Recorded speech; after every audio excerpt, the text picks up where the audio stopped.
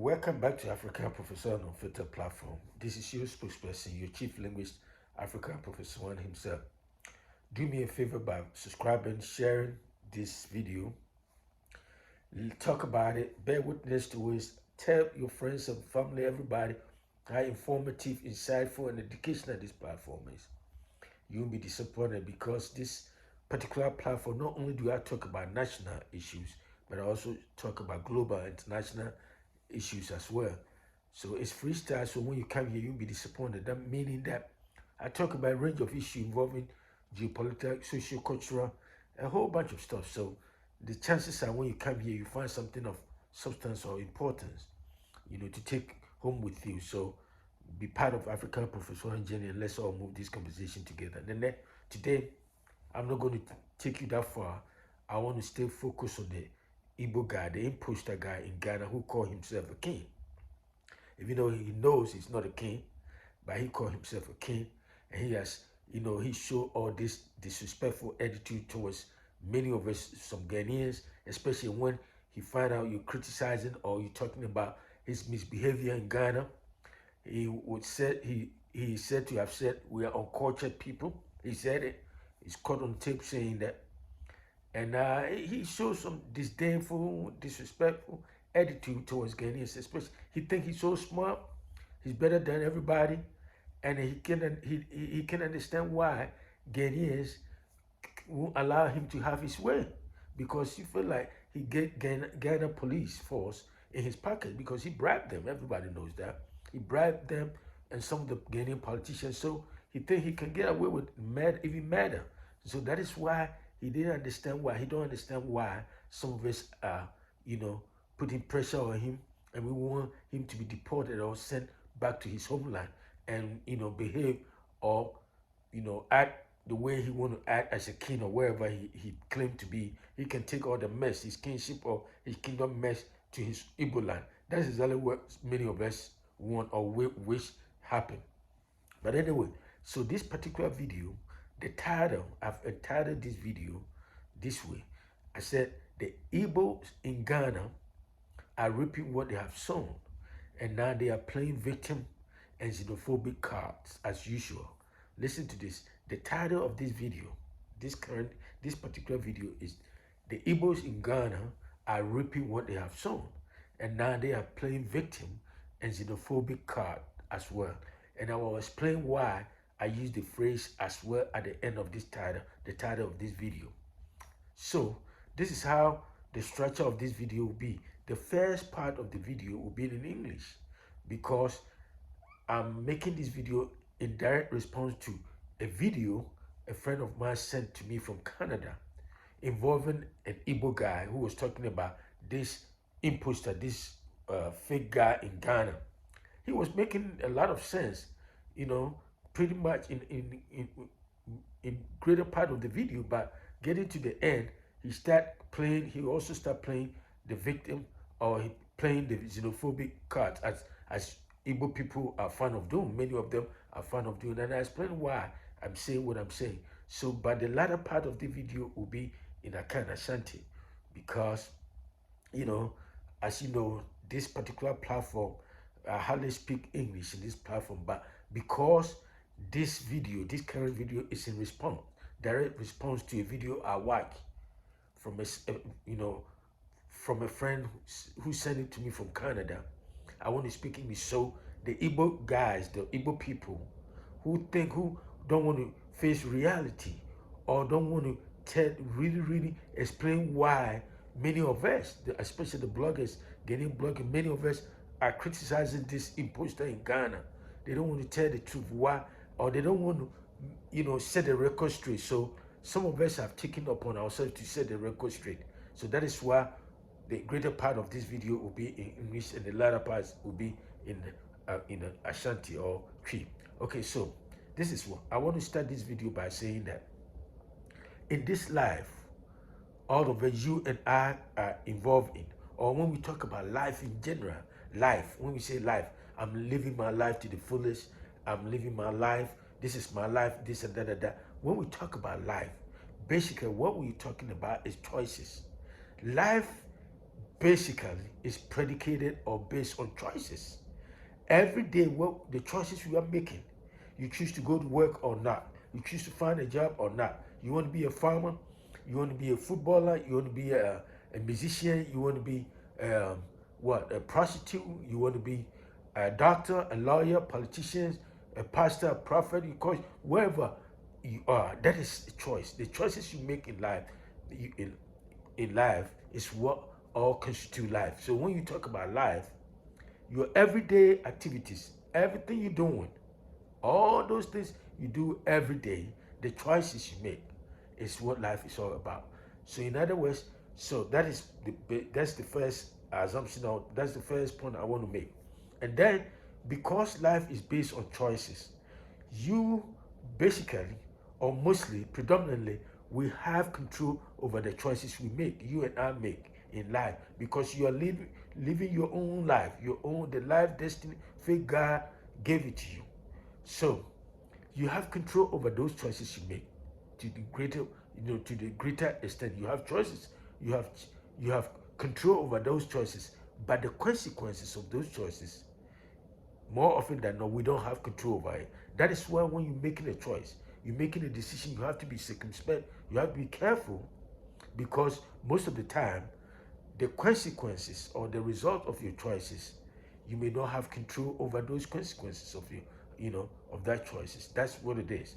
So I'm saying all this to say that when you hear a lot of these Nigerians, especially the Igbo, media bloggers or whatever, talking as if Ghanaians are so hostile to Igbo people or to Nigerians, which is not true. We not talk. The Yoruba people having, it's not no Yoruba guy in Ghana, wherever, is claiming to be a king, or Fulani, or wherever. We have community leaders in wherever, just like in America here, or in Europe, or in America, you have Africans in diaspora who also should, be a community leaders and wherever. But none of them misbehave the way this imposter in Ghana, that fake Igbo guy in Ghana is doing. Like, he has built constructed a big old, fake golden chair or wherever, and sit there like a king, like somebody who has been enthroned, who has some kingship, or prince or something, lineage or something like that. The way the guy talk, if you hear him talking, his mouth, you see, his mouth is put him into trouble. That's what it is, that a lot of these Igbo people don't want to, face that reality. It's not because Ghanaians are hostile or xenophobic. No. As a matter of fact, if we want to talk about people who are more xenophobic, you cannot talk about xenophobia or xenophobic people without talking about the Igbo people. And I will tell you why. You see, this may sound controversial or inconvenient, but it's an inconvenient fact. It's a fact. It's true. Because think about it. Which group of people, which tribe in Nigeria staged a first coup in Nigeria first? Which group of people staged coup in Nigeria first in 1966, either in January or February 1966? Which people did that? It was the Igbo people. It was a guy, ironically, this guy was born in Kaduna, in the northern part of Nigeria. All his life he stayed there. He was a young military officer, either a captain or major. His name was Iguazu. His nickname was Kaduna Iguazu, something like that. He staged a coup, but the coup failed. But guess what? Even though he didn't succeed, guess what he did? He killed many of the Hausas people and the Fulani people in the north, including the first prime minister of Nigeria, Tafawa Balewa. It was an Igbo guy who did it. He killed a whole bunch of them. He staged a coup, didn't succeed, but he killed a whole bunch of the military officers in the north, and then some of the politicians, including the first prime minister of Nigeria, and spared the Igbo people. That was Kaduna Iguazu. He was an Igbo guy. I bet you, if Nigerian, Yoruba people, Hausa, Fulani people were to tell the truth, they will tell you that the immediate causes, I won't say the remote, the immediate causes of the civil war, the Biafran war, was because of this coup that was carried out by the Igbo people. So the point is, if you accuse some of us as being xenophobia, And your people stage a coup. Because you cannot forget about history past. Because present is built on the past, and then the future is built on the present. So you cannot ignore when you're talking about something, of this magnitude. You cannot ignore history, because history is very, very important. It guides us. It guides you and me in what we're doing currently. So I think it's relevant to talk about that coup. See, the point is, if you stage a coup and you see yourself as an Igbo, or wherever tribe you call yourself or you belong to, and you kill certain group of people, certain tribe people, and you spare your own people, what do you think that means? That's a classic case of xenophobia. Because when we talk about xenophobia doesn't mean you showing hostility or animosity towards a foreigner. It also means when you draw a line between we and them. Like, these people belong to my tribe, these people are not belong to mine, and therefore I will be hostile or do some, you know, mean stuff to them. And that is what Nguasu did in 1966. The coup failed, but he killed a whole bunch of houses and the Fulani in the north. And that was the reason a lot of them in the north also find out, realize what Iguazu has, have done. They also kill a whole, at that time, there was a whole bunch of the Igbo people living in the north. So the northness also kill a whole bunch of Igbo people in the north.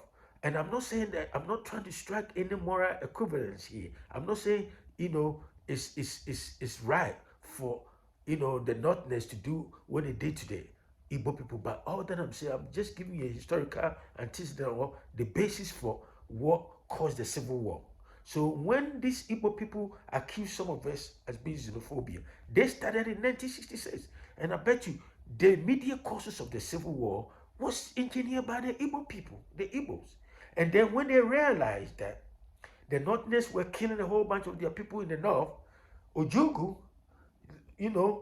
declared that, said that that was a pogrom or, ethnic cleansing. And so because of that, the Biafran or the Igbo people will secede or will move away from Nigeria. And so that is what triggered the Civil War, which claimed about 3 to 4 million people.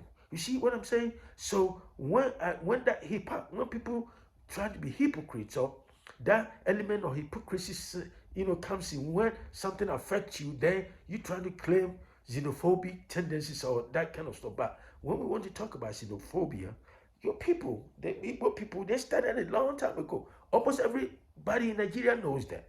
The remote causes, could be a lot of Nigeria, like Ghana, is made up of, multi-ethnic group of people. That's true. So the tribal tension was lingering there during the struggle for independence and everything. But what started the Civil War was that Igbo guy who staged a coup, and the coup failed, and he killed a whole bunch of Hausa people and then spared the Igbo people. And that is what also triggered Murtala Muhammad, Gowon, and others also staged a counter coup, and they also eliminated a whole bunch of the Igbo people, you see. And then Ojugu started playing that victim card. And that, if you see today, let's bring that conversation to today, what this Igbo guy is doing in Ghana. The reason a lot of us are talking about him is because of his mouth. He is reaping. He sowed a seed, and now he's reaping what he sowed, and now he's playing victimhood. He walk around talking about the fact that he want to buy about 50 acres of land, about 250 plots of land, and Ghanaians fun about it. And they want to know, why do you need all this land? I want to build palaces, I want to build this, I want to build. So when Igbo people come from Igbo land, they can get somewhere to live or stay and do their school. In other words, he want to create enclave. He want to create an enclave or republic within a republic. And Ghanaians were like, we give you an inch, you want to take a yard. And we start talking about it. Instead of him keeping quiet, his mouth, he has a filthy, acidic mouth. He start insulting us that Ghanaians are, all those people who are criticizing him are uncultured. See, even the government was trying to tell him, you can't stage your Yam Festival this year, September 20. It was scheduled for September 21st or something like that. This guy came out and told Gamanche that, hey, it's not even relevant for Gamanche to release give a press release because he himself has already postponed the Yam Festival indefinitely. So what is the point of Gamanche, talking about the fact that he should stop carrying out the Yam Festival? You see, sarcastic remarks, disdainful attitude, that kind of the smirk in his face, thinking that he has bribed most of the Ghanaian police service and immigration and border guards and most of our politicians so he can act or behave with impunity. And that is what is getting him into trouble. So all that I'm saying is, you Igbo guys who are spreading rumors or propaganda out there that somehow some of us are, showing xenophobic tendencies towards the Igbo people and wherever, you got to tell your people in Ghana to stop talking. They run their mouth, they brag too much, and they disrespect, disdainful attitude they show to Ghanaians. Somehow they think they know everything better than anybody, and then when somebody start pushing back, now you play victim. And that is exactly what happened in the 1960s when some of you people stage a coup, and then the Northerners also start pushing back. Then you claim victimhood and all kind of discrimination or tribalism. That is what it is. So my point is, whenever you plant a corn, you reap a corn. If you plant a mango tree, you reap mango. So the guy in Ghana, the imposter chief or king or wherever it is, he has planted a mango and he's now reaping mango. So I don't understand why he's playing that victim card and xenophobic card. It's him. It's in command person minimum dia and say, Minian Ghana for me say, we are saying, Udia Bodia, Ucha Bodia, Udia Banche, Ucha Banche. That's Aquano, Fegano, Nano. Any in the near Sadia or disrespecting Ghanaians, saying, yeah, you're criticizing your own culture. Now you're culture and Kababu be crum, Abba Fakruna, Atawan, Yasiati Abruchi, your Fakrum Antaya Niasi. Into one, and I criticize our mess, or not criticize our problem, and their balance. If he has anybody to blame, he has to blame himself. The Igbo people have to blame their own guy, the braggart, the guy who is not a king, by claiming that he's a king. If you look at the Igbo, the socio-economic and socio-political structure of Igbo people, you can tell it's a community of people, group of communities, and each community has their own exiles or wherever. So they say that it's an offense for insulting for any Igbo guy to go anywhere and to claim to be a king. But this is what the guy is saying, claiming. You guys know this fact. You don't want to put this guy, you don't want to discipline this guy or tell him to stop all this bullshit, all this nonsense. And you turn around and say that we show xenophobic. Well, I have this message one more time for you that if we want to talk about xenophobic tendencies or impulses, it was the Igbos that started that long time ago in 1966, and that triggered that was the immediate causes of the civil war in Nigeria. So one more time, this is African Professor. Subscribe, share with friends, family, and I'll talk to you another time. Have a great day. Bye.